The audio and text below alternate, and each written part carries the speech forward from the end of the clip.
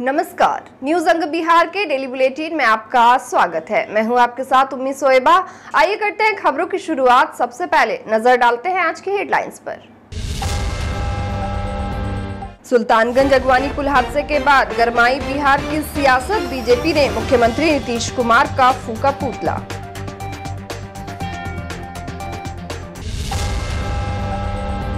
Smart meter और बिजली संकट के विरोध में चैंबर ने दिया धरना। शनिवार से शुरू हो सकता है व्यापक आंदोलन।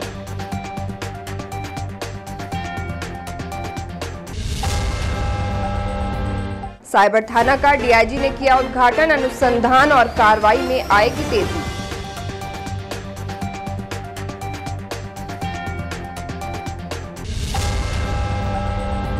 सरकारी अस्पताल में पीने के पानी के लिए भटक रहे हैं मरीज। शौचालय से लेकर लैब हुआ बेपानी।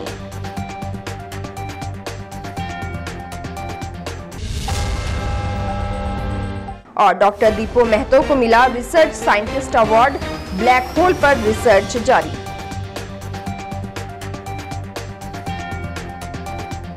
और अब समाचार विस्तार से। 4 जून की शाम को भागलपुर सुल्तानगंज अगवानी पुल भरभरा कर गंगा में समा गया था। तब हादसे की लाइव वीडियो देखते ही देखते पूरे देश में वायरल हो गई। वहीं इस मामले में बिहार सरकार ने कार्रवाई करते हुए एसपी सिंगला कंपनी को ब्लैक लिस्ट करने का कारण बताओ नोटिस भेजा है। साथ ही कार्यपालक अभियंता को भी सस्पेंड कर दिया है। इधर निर्माणाधीन अगवानी पुल धाराशायी होने पर बिहार की सियासत भी गर्मा गई है। विपक्षी दल लगातार मुख्यमंत्री नीतीश कुमार पर हमलावर है। इसी कड़ी में आज भारतीय जनता पार्टी के कार्यकर्ताओं ने भागलपुर के खलीफाबाग चौक पर सीएम नीतीश कुमार का पुतला दहन किया। इस दौरान भाजपा नेता संतोष कुमार, रोहित पांडे, डॉक्टर प्रीति शेखर ने कहा कि बिहार में 1-2 नहीं बल्कि कई पुल ऐसे हैं जो भ्रष्टाचार की वजह से भरभरा कर गिर रहे हैं। यहाँ की इंजीनियरिंग बिल्कुल फेल है। प्रदर्शन कर रहे लोगों ने बताया कि पूर्णिया में भी 3 से 4 पुल इसी तरह से गिरे हैं। नीतीश सरकार विकास के दावे तो जरूर करती है, लेकिन उनके इस विकास मॉडल में भ्रष्टाचार लिप्त है। वहीं प्राणिक वाजपेयी ने कहा कि सुल्तानगंज अगवानी पुल हादसा बिहार के लिए दुर्भाग्यपूर्ण है। बिहार के ऐसे मुख्यमंत्री जो भ्रष्टाचार के पर्याय बन चुके हैं, जो इंजीनियर भी हैं और बिहार को लंबे समय से राज कर रहे हैं। जनता आज विकास का हिसाब चाहती है कि ऐसे पुल जो कभी अंधर में, कभी लू लगने के कारण विश्व की पहली घटना है कि कभी अंधर में कभी लू में पुल गिरता हो, और बिहार की छवि खराब हो रही है। इंजीनियर होने के नाते जब आप आज कह रहे हैं कि पुल की डिजाइन में गड़बड़ी थी, तो जिस समय फाइल और संचिका आपके पास जाती है, आप इंजीनियर हैं, कहां से आपने इंजीनियरिंग की है? आपने उस फाइल पर आंख बंद के हस्ताक्षर किया, और जनता का 17 लाख करोड़ रुपए का जो ये पुल गंगा में ध्वस्त हुआ है, उसका हिसाब कौन देगा? आज जनता की गहरी कमाई गंगा में समाहित हो गई है। जनता पाई पाई का हिसाब चाहती है, और जिस प्रकार पुल नहीं टूटा है, जनता का विश्वास टूटा है, और जो हमारी बदनामी पूरे भारत में बिहार की हो रही है। आने वाले समय में जैसे पुल गंगा में तब्दील हो गया है, ध्वस्त हुआ है, गंगा में समाहित हुआ है, तो आने वाले समय में नीतीश की सरकार उसी गंगा में जमींदोज होगी और 24 और 25 में जनता हिसाब लेगी। ये पुतला दहन भारतीय जनता पार्टी के लोगों के द्वारा इसलिए किया गया कि सिनेमाई स्टाइल में 1717 करोड़ का पुल गिर गया 17 सेकंड में। ये अद्भुत भ्रष्टाचार का अद्भुत नमूना है, और ये 2014 में शुरू हुआ और इसको समाप्त होना था 19 में, जनता को देना था, वो नहीं हो पाया। फिर उसको टाइम एक्सटेंशन देके 22 किया गया, 22 भी समाप्त हो गया, और 23 में ये पुल गिर गया। इसलिए ये 1717 करोड़ रुपया खाने वाले नीतीश कुमार और उनके भतीजे पथ निर्माण मंत्री तेजस्वी यादव को हम लोग बकसने वाले, भारतीय जनता पार्टी के कार्यकर्ता बकसने वाले नहीं है। हम सड़क से सदन तक इस मामले को ले जाएंगे, और यहाँ भी न्याय नहीं मिला तो हम कोर्ट से PIL दाखिल करके CBI की जांच कराएंगे, और CBI जांच करा के इसमें जो जो संलिप्त हैं, जो नेता, जो पदाधिकारी, जो इंजीनियर, सबके विरुद्ध कार्रवाई करने का मांग करेंगे। भागलपुर में स्मार्ट मीटर लगाने और बिजली संकट को लेकर विभिन्न संगठनों के द्वारा प्रदर्शन जारी है। इसी कड़ी में आज खलीफाबाग चौक के समीप eastern Bihar chamber of commerce and industries की ओर से सांकेतिक धरना दिया गया। वहीं चैम्बर ऑफ कॉमर्स के अध्यक्ष श्रवण बाजोरिया ने शहर में गहराते बिजली संकट एवं स्मार्ट मीटर की विसंगतियों पर विरोध जताया। उन्होंने बताया कि स्मार्ट मीटर के लगने से शहर वासियों और व्यापारियों को काफी परेशानियों का सामना करना पड़ रहा है। वहीं बिजली उपभोक्ता संघर्ष समिति के संयोजक प्रकाश चंद्र गुप्ता ने शहरी क्षेत्र में लाइन ट्रिपिंग और लो वोल्टेज की समस्या पर अपनी बात रखी। उन्होंने कहा कि बिजली कंपनी शहर में स्मार्ट मीटर लगाने के लिए उतारू तो है, लेकिन उसका ध्यान जर्जर हो चुके तारों पर जरा भी नहीं है। बताया गया कि स्मार्ट मीटर के विरोध में शनिवार को भागलपुर स्टेशन चौक के समीप महाधरना दिया जाएगा। धरना प्रदर्शन का उद्देश्य है भागलपुर में स्मार्ट मीटर का लगना। ये भागलपुर शहर कैसा है लोग जानते हैं। बिजली की सप्लाई का परफेक्ट नहीं होना, बिजली का मेंटेनेंस नहीं होना और स्मार्ट मीटर में कंप्लीटली जो है जितने भी लोग हैं उसका जो पहले लोड था वो लोड पैसे को डबल कर दिया गया। स्मार्ट मीटर जरूरत से ज्यादा चल रहा है, क्योंकि स्मार्ट है इसलिए तेजी चल रहा है। तो यहाँ पे लोग जो है मीडियम क्लास के लोग ज्यादा हैं, उसके बाद गरीब क्लास के लोग हैं, वो कैसे इसमें सकेंगे? कहाँ से वो रिचार्ज कराएंगे? कहाँ से 10 दिन में वो पैसे लाएंगे? आज आपका मीटर सारे शहर में लगा था, आप मेंटेनेंस नहीं कर रहे हैं। जब यहाँ पे काली पूजा दुर्गा पूजा में जब निकलती है तो 24-24 घंटा बिजली काट दी जाती है। आपने क्या उसके लिए व्यवस्था किया? आज पूरा भागलपुर पुरानी अवस्था में लौट गया है। घनघोर बिजली संकट है, बिजली आती और जाती है। लगता है कि बिजली जो है वो आंख मिचौली का खेल खेल रही है। जनता को ठगा जा रहा है। स्मार्ट की मीटर के नाम पर लोगों को लूटा जा रहा है। ट्रांसफार्मर जल रहे हैं, जर्जर तार झूल रहे हैं, लोड शेड हो रहा है, ट्रिपिंग हो रहा है, बिजली आ रही है जा रही है। जैसे लगता है कि पूरा भागलपुर शहर अंधेरे में डूबा हुआ है। इसके खिलाफ हम लोग लगातार संघर्ष कर रहे हैं। आज eastern Bihar chamber commerce Bhagalpur ने धरना का कार्यक्रम रखा है और कल बिजली उपभोक्ता संघर्ष के समिति भागलपुर के द्वारा स्टेशन चौक पर संध्या 6 बजे से महाधरना का कार्यक्रम रखा गया है। हम जनता से अपील करते हैं कि वो आए और ये संघर्ष में आगे चले। ये आंदोलन लगातार चलता रहेगा और बिजली विभाग नहीं मानेगा तो भागलपुर बंद होगा, लगातार बंद होगा। और उसको हम आज चेतावनी देते हैं कि सारी जिम्मेदारी विद्युत विभाग की हो। मीटर खराब है, मीटर नहीं काम कर रहा है। ये कॉकर 2 बना देता है पैसा। मतलब कि हम बिल जमा मूर्ख आदमी हम सब जानते नहीं हैं, जाते जमा करते हैं, 10 रोज 15 दिन चलता बस। बिहार के सभी जिलों में पुलिस मुख्यालय के निर्देश पर शुक्रवार को साइबर थाने का उद्घाटन किया गया। शहर के महिला थाना परिसर में साइबर थाने का उद्घाटन पूर्वी क्षेत्र के उप महानिरीक्षक विवेकानंद, वरीय पुलिस अधीक्षक आनंद कुमार सहित सभी डीएसपी और कई थाना के प्रभारियों ने उद्घाटन समारोह में हिस्सा लिया। इस दौरान डीआईजी और वरीय पुलिस अधीक्षक ने दीप प्रज्वलित करने के साथ साथ शिलापट और फीता काटकर थाना का उद्घाटन किया। इस अवसर पर डीआईजी ने बताया कि आज से इस थाने में सभी प्रकार के साइबर मामलों को दर्ज किया जाएगा और उसकी जांच करके यहां से कार्रवाई की जाएगी। साइबर थाने में महिला से जुड़े मामले एवं लगातार ऑनलाइन फ्रॉड की समस्या को लेकर मामला दर्ज कराया जा सकता है। वहीं साइबर थाने में डीएसपी को प्रभारी बनाया गया है। साथ ही 11 कर्मी साइबर थाने में रहेंगे जो तकनीकी रूप से दक्ष हैं।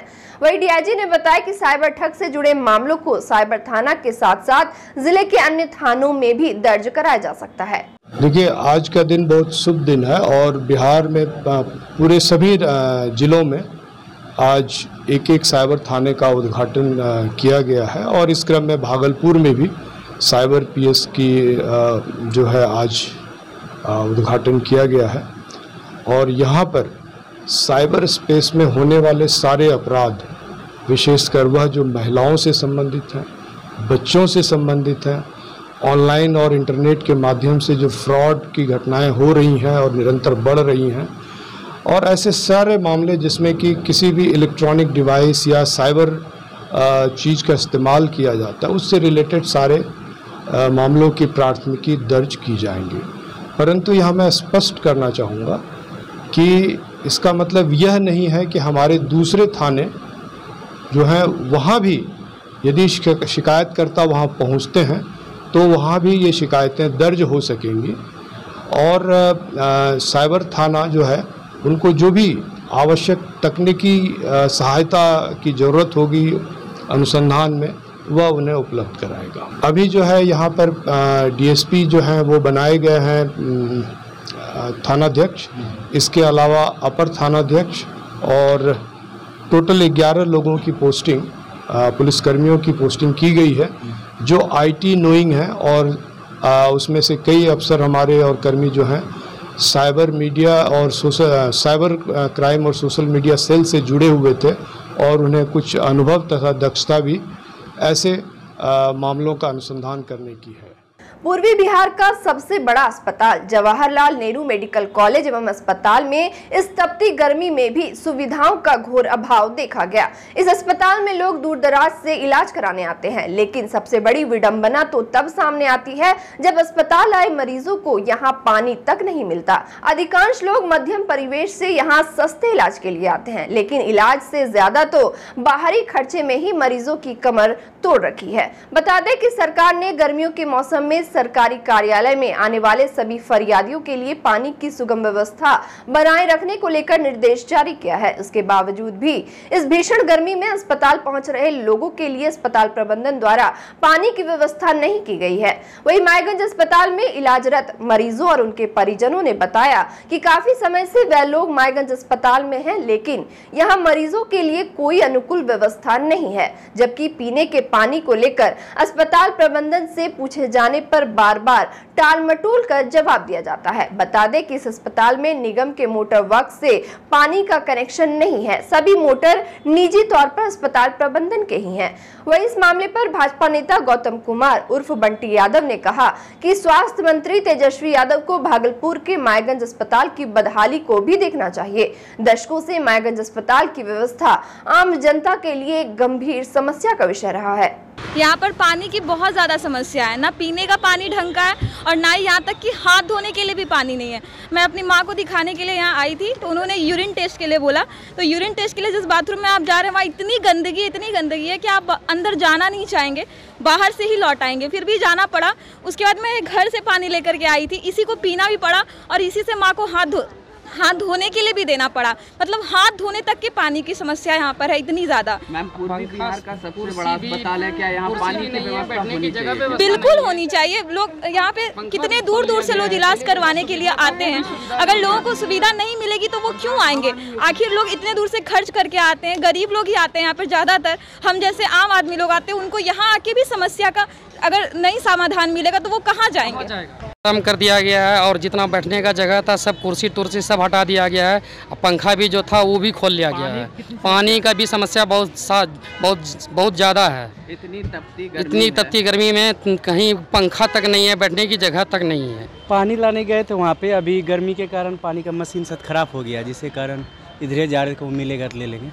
आदमी के लिए उचित व्यवस्था होना है। गर्मी पानी तो बहुत मस्त है सभी लोगों के लिए, तो वही हम लोग जा रहे थे, पानी मिला नहीं भोरे, तो बच्चा के 10 टका लेके पिलाए जी। और फिर सवेरे से 3-4 घंटा कंटिन्यू चलता है, फिर 1 घंटा के बाद पानी गर्म हो जाता है। यूके के मैनचेस्टर स्थित European Council for Higher Education and Accreditation द्वारा भागलपुर इंजीनियरिंग कॉलेज के शिक्षक डॉक्टर दीपो महतो को Albert Einstein research scientist award मिला। उन्हें यह award astrophysics and space science relativity में बेहतर शोध के लिए दिया गया है। डॉक्टर दीपो महतो ने बताया कि उन्होंने अपने सभी शोध का पेपर भेजा था, इसके बाद उन्हें वहां से पुरस्कार के रूप में शील्ड एवं सर्टिफिकेट भेजा गया। उन्होंने बताया कि अक्टूबर 2022 को भागलपुर इंजीनियरिंग कॉलेज में फिजिक्स के प्रोफेसर के रूप में उन्होंने योगदान दिया है। बीपीएससी की परीक्षा से उनका चयन किया गया था।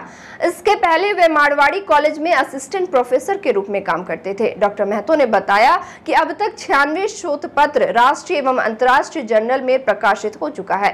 साथ ही बताया कि ब्लैक होल पर उनका रिसर्च जारी है। और वक्त हो चला एक छोटे से ब्रेक का, मिलते हैं ब्रेक के बाद। Albert Einstein research scientist award मिला। आपको ये अवार्ड किस संस्थान के द्वारा मिला है सर? यह award European Council for Higher Education and Accreditation Manchester United Kingdom में है। तो सर ये इस अवार्ड के मिलने की प्रक्रिया क्या रही? इस अवार्ड के मिलने की प्रक्रिया है कि इस संस्था के द्वारा जो लोग रिसर्च करते हैं विभिन्न फील्ड में, उनको इनवाइट किया जाता है उनके रिसर्च पेपर को सबमिट करने का, और एक खास डेट होता है ऑनलाइन अप्लाई करने का। फिर वो लोग अपने रिसर्च पेपर को इनके पास भेजते हैं, फिर उनके पास एक्सपर्ट होते हैं प्रत्येक विषय का, और वो एक्सपर्ट से इस पेपर को दिखवाते हैं और फिर इसके बाद उसका सिलेक्शन करते हैं।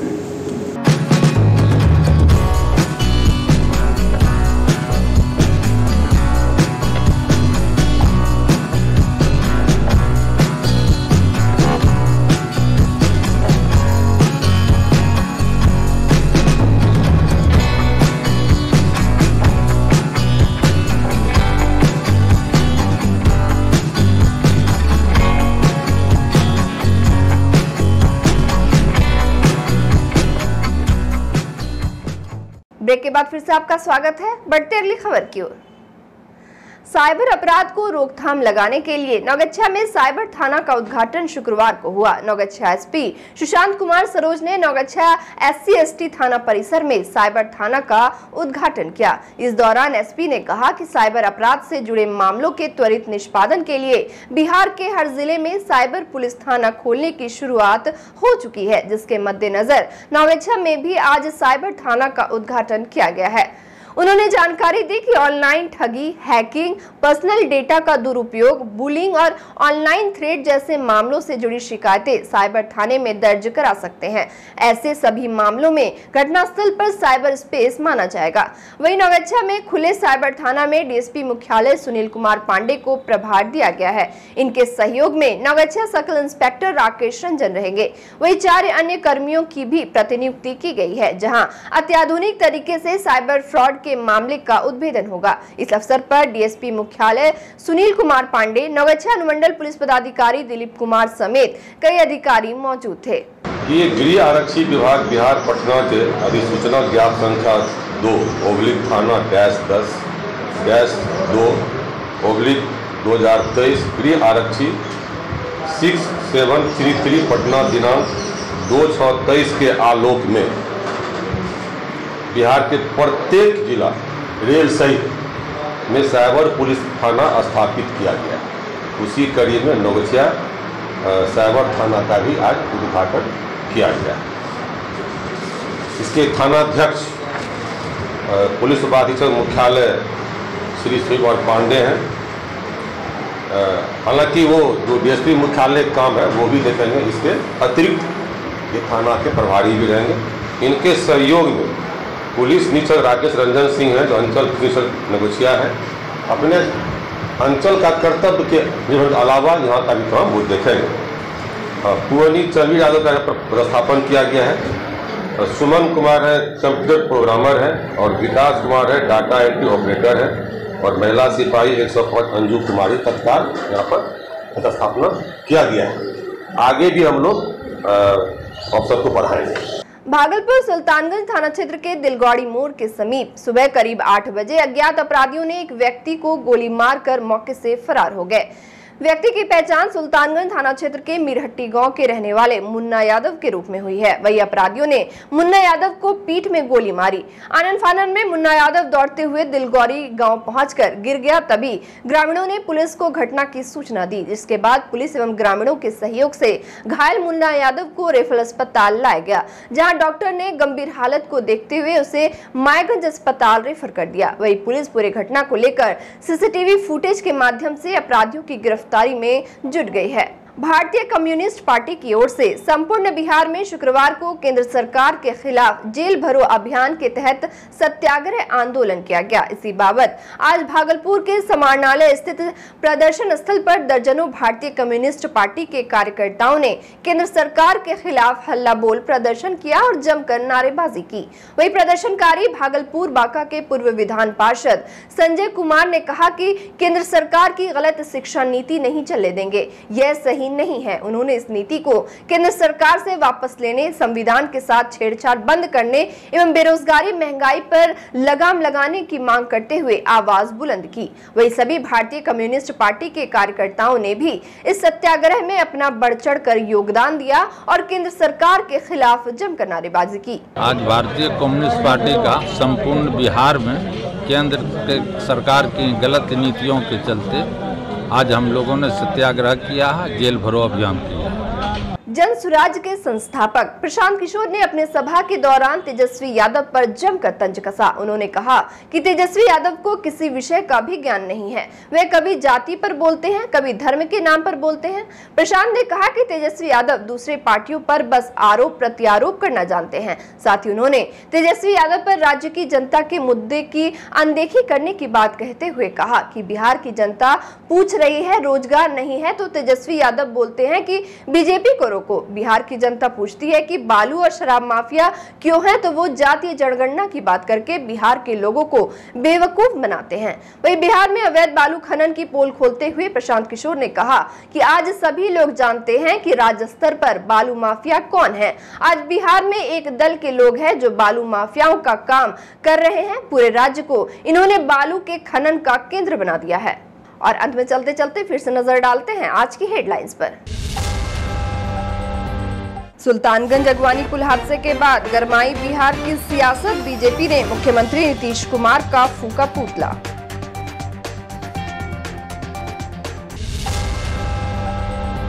स्मार्ट मीटर और बिजली संकट के विरोध में चैंबर ने दिया धरना, शनिवार से शुरू हो सकता है व्यापक आंदोलन।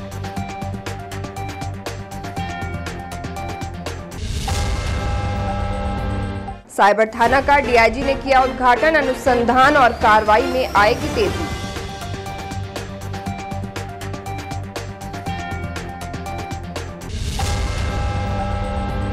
सरकारी अस्पताल में पीने के पानी के लिए भटक रहे हैं मरीज, शौचालय से लेकर लैब हुआ बेपानी।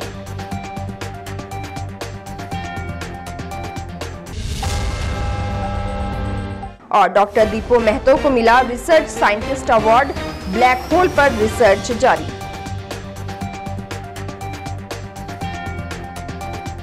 आज के इस बुलेटिन में बस इतना ही। नमस्कार।